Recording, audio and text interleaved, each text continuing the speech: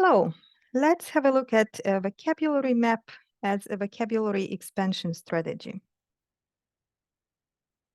So for my vocabulary maps, I will use the article Negotiating the Algorithm, Automation, Artificial Intelligence, and Labor Protection.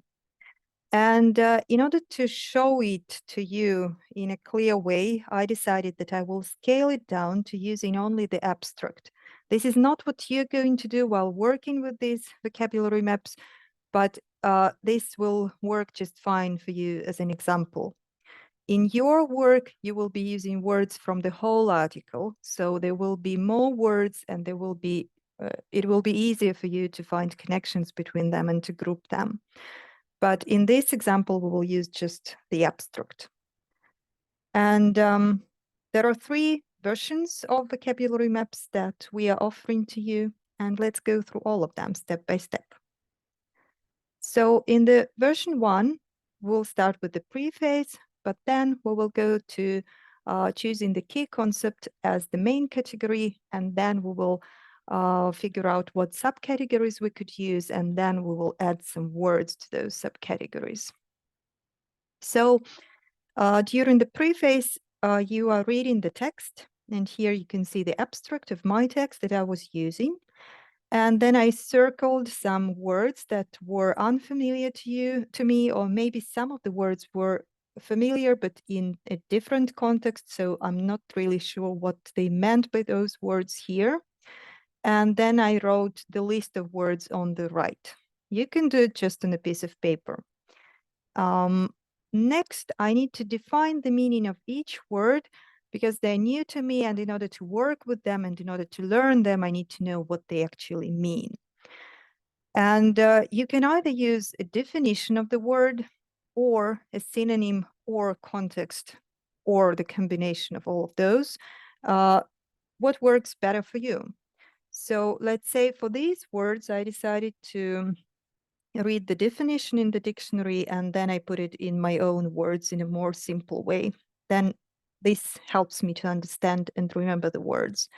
Then for this word, I basically know the word, but I was not sure about the context. So I decided to use it in the context and I took it from the text that I was reading.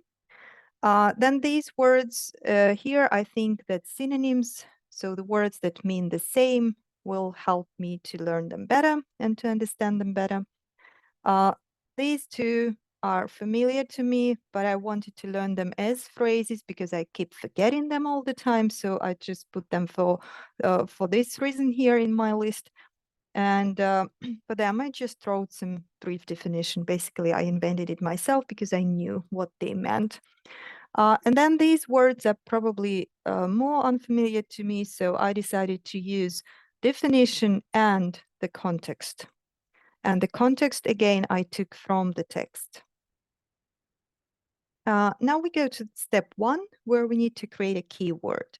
So I'm looking at all the words that I have here, and I came up with the following keywords: law and negative issues.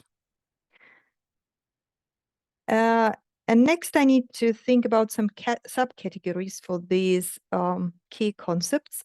And it's much easier with the text or with the example that you studied in theory section with animals, wild animals, the domestic animals, and then you go with cows, wolves, and so on. But with the academic text and some research article, it's probably not that easy to do it. So at least when I'm taking such a short text. But I came up with the following subcategories: labor law and employment security. And then for negative issues would be work-related negative issues and hazardous negative issues. And next I need to add the words to these subcategories from my list. Labor law was very easy. I've added labor regulation and universal basic income here. And employment securities, dismissal, because here they were talking about dismissal from jobs. And then prerogative as prerogative over workers. So they're talking about employers. Then for negative issues, for hazardous, I thought that detrimental would be a very good hazardous negative issue that I could put here. And then obligation is work related, but it's not really negative. However, I decided to connect it to oft neglected, and that's what makes it negative. So if obligations are oft neglected, then they become negative issues. So, and that would be then the fragment of my vocabulary map version 1. As you can see, there are some words that I couldn't put anywhere here, but again, when you're working with a larger text, you will have more words. It will be easier for you to group them, to find categories, subcategories, and so on. There can be several keywords on your vocabulary map, and there can also be several subcategories there. Version 2 would be to find a key concept and collocations of the key concept. So this one is different. The preface has already been done, so I'm working with the same words here from the same abstract. And now I decided to choose 2 words from this list, detrimental and prerogative. I will show it on the example of 2 words, but basically for your vocabulary map, you will then need to create such thing for each word from your list. So you put the word, and then you start searching for this word in the context. First of all, go through the article, how the word is used, and write down all different examples of how it is used in different phrases. And if there are not many repetitions there, you can also Google for this word and search for different contexts. So how to use the word in a phrase. And here we have different cases for prerogative. So here you can see it like for 2 words, but you're going to do it for all the words from your list. And this is a very helpful technique because it shows you how to use the word in the context, in different contexts.